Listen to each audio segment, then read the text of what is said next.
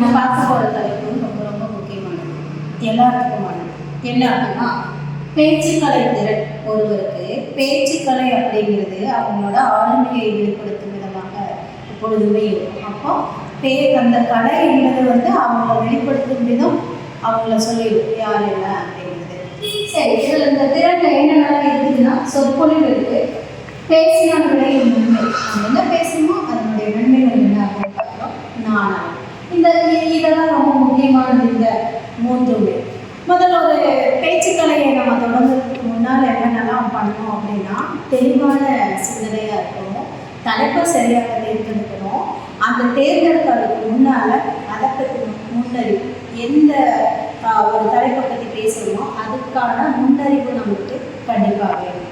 அதுக்கப்புறம் நினைவாற்றல் வேணும். கண்டிப்பாக அந்த நினைவாற்றல் தான் என்ன பேசுகிறோம் அப்படிங்கிறத அழகாக எடுத்துக்கணும். குறிப்புகளை வைக்காததுக்கு முன்னால் அதனுடைய நினைவாற்றல் இருந்துச்சுன்னா அதோட சுவாரஸ்யமான பேச்சுக்கள் நம்ம மற்றவங்க முன்னால் அழகாக காமிக்கும். மற்றவங்களோட அட்டென்ஷனெல்லாம் அந்த பேச்சுக்களை ஈர்க்கும். அந்த தன்மைக்கு இருக்கும். அப்போ இத்தனை விதத்தில் அந்த பேச்சுக்களை வளர்த்துறதுக்காக நம்ம உள்வாழ்க்கணும். மிக குறிப்பாக என்ன சொல்லணும் அப்படின்னா, மேற்கோள்களை நம்ம காட்டணும்.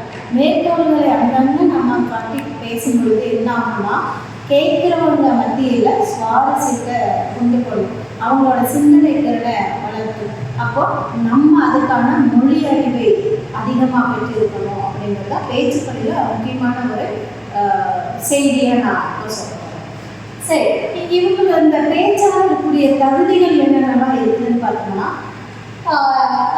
நிறைய தகுதிகள் இப்போ சொன்னதுன்னா நம்ம சொன்ன ஒவ்வொரு தகுதிகள். இதனோட வகைகள் என்னென்ன இருக்குன்னா, இலக்கியம், பட்டிமன்றம், பகுத்தறிவு, கருத்தரங்கு, அரசியல். இது சார்ந்து பேச்சாளர்கள் மேடைகளில் பேசுவது இல்லையா.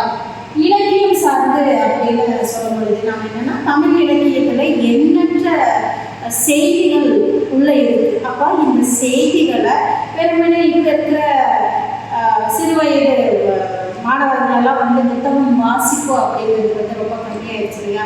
இது எப்படி கொடுக்கலாம் அப்படின்னா, மேடை பேச்சுகள் மூலமாக இலக்கியத்தில் இருக்க செய்திகளெல்லாம் ஒவ்வொன்றா நம்ம கொடுக்கும் பொழுது மாணவர்களுக்கு ஆர்வத்தை ஏற்படுத்தும் விதமாக இருக்கும். அப்போ அந்த இலக்கியத்தை அழகாக பேச்சாளர்கள் மூலமாக வெளிப்படுத்தலாம். இது மாணவர்களுக்கு இருந்து எடுத்து அவங்களவே பேச வச்சோம்னா இன்னும் அவங்களுக்கு இலக்கிய அறிவு அதிகமாக ஏற்படும். இந்த இலக்கியம் ஏன் படிக்கணும் அப்படின்னா, நம்மளோட கலாச்சாரத்தை தெரிஞ்சுக்கலாம், நம்ம முன்னோர்கள் எந்த மாதிரி வாழ்வியலில் இருந்தாங்க, அந்த வாழ்வியல் இப்போ நமக்கு எந்த பயனுள்ளதை கொடுக்குது அப்படிங்கிறத நம்ம மிக முக்கியமாக நம்ம தெரிஞ்சுக்கலாம். அதனால இலக்கியம் அப்படின்ற இந்த மேடை பேச்சு ரொம்ப ரொம்ப முக்கியத்துவமாக இருக்குது.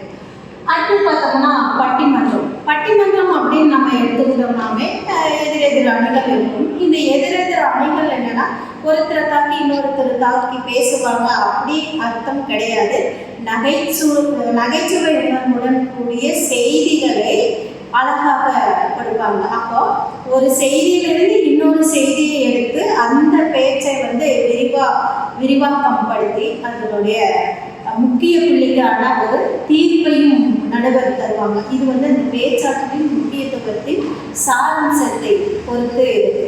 அது நகைச்சுவைனா பட்டிமன்றம் அப்படின்னு நம்ம எடுத்துக்கிட்டோம்னாவே அது நகைச்சுவையில் கொண்டு வச்சோம்னா தான் ரொம்ப நல்லா இருக்கும். அப்போ நகைச்சுவையுடன் பேசக்கூடிய ஆற்றல் ஒவ்வொருவருக்கும் வேணும். ஏன்னா இப்போதைக்கு இப்போ இருக்கிற உலகத்தில் எல்லாருக்கும் தேவைப்படுவது மகிழ்ச்சி. அந்த மகிழ்ச்சி நகைச்சுவையுடன் பேசக்கூடிய மனிதர்களால் ஆளுமைகளால் கிடைக்கும் அப்படிங்கிறது திண்ணம். அடுத்து பார்த்தோம்னா பகுத்தறிவு. இப்போ இருக்கிற உலகத்தில் பகுத்தறிவு அப்படிங்கிறது எல்லாருக்குமே தேவையான மிக தேவையான ஒரு பகுதியாக இருக்குது. அப்போ இந்த பகுத்தறிவு சிந்தனை உள்ளவங்க நிறையா சொல்லலாம். சமூகத்தில் நடக்கிற எல்லா விஷயங்களுமே பகுத்தறிவு மூலமாக தான் மேம்படுத்துது. அப்போ ஒரு நல்ல சிந்தனைகளை நமக்கு விதைக்கணும் என்ன, பகுத்தறிவுடன் கூடிய சிந்தனையாளர்கள் பேச்சாளர்கள் நமக்கு மிக முக்கியமாக தேவைப்படுறாங்க. கண்டிப்பாக பகுத்தறிவு வேணும். அது சாதியாகட்டும், மதமாகட்டும், சமூகமாகட்டும், இனமாகட்டும் எதற்கு எடுத்தாலும் நம்மளுக்கு பகுத்தறிவு கண்டிப்பாக முக்கியம். சுய சிந்தனை, இந்த பகுத்தறிவு அப்படிங்கிறது சுய சிந்தனை நம்ம எடுத்துக்கலாம். அடுத்து பார்த்தோம்னா கருத்தரங்குகள். கல்விக்கான கருத்தரங்குகள் நிறைய இடத்துல நடக்கப்போ நம்ம கல்வி அறிவை மேம்படுத்துவதற்காக கருத்தரங்குகளை நம்ம கலந்துக்கலாம். அங்கே இருக்கிற பேச்சாளர்கள் அந்த கருத்தரங்கு மூலமும் எல்லா தகவல்களையும் நம்மளுக்கு திரட்டி தருவாங்க. அப்போ அது முக்கியமாக அது தேவைப்படுது. அடுத்தது பார்த்தோம்னா மிக மிக முக்கியமானது அரசியல். ஒவ்வொரு இளைஞனுக்கும் தேவைப்படுவது என்ன? அரசியல். இந்த அரசியல் தான் ஒரு நாட்டை வளமுறை செய்யும் இல்லையா? அப்போ அந்த அரசியல் சார்ந்து பேசும் பேச்சாளர்கள் சமூக சிந்தனையுடன் இருக்க வேண்டும். அப்போ ஒரு இளைஞன் ஒரு அரசியல்வாதியோட பேச்சை கேட்குறான் அப்படின்னா சமூகத்துக்கான மாற்றம் அந்த இடத்துல கிடைக்கும் அப்படிங்கிறது புரிஞ்சுக்கணும். அப்போது முக்கியமானது என்ன அப்படின்னு பார்த்தோம்னா, இப்போ இருக்கிற உலகத்தில் அரசியல் பேச்சாளர்கள் பேச்சு எல்லாரும் கேட்கணும் அப்படிங்கிறது தான். அப்போ பேச்சாற்றல் அப்படிங்கிறது சிந்தனையையும் தனித்தன்மையும் வளர்க்கும் விதமாக மிகச்சிறந்த ஆளுமைகளை உருவாக்குவது சிறந்த பேச்சாற்றல் மிக்க பேச்சாளர்கள் தான். எனவே அனைவரும் பேசுவதற்கு முயற்சி பண்ணணும். ஆக்கப்பூர்வமான அறிவுபூர்வமான பேச்சுக்களை முன்னெடுக்க வேண்டும் என்பதுதான் என்னோட தலைப்பு. வேறொரு காணொலியில் அடுத்த தலைப்பு பற்றி பார்க்கலாம். நன்றி, வணக்கம்.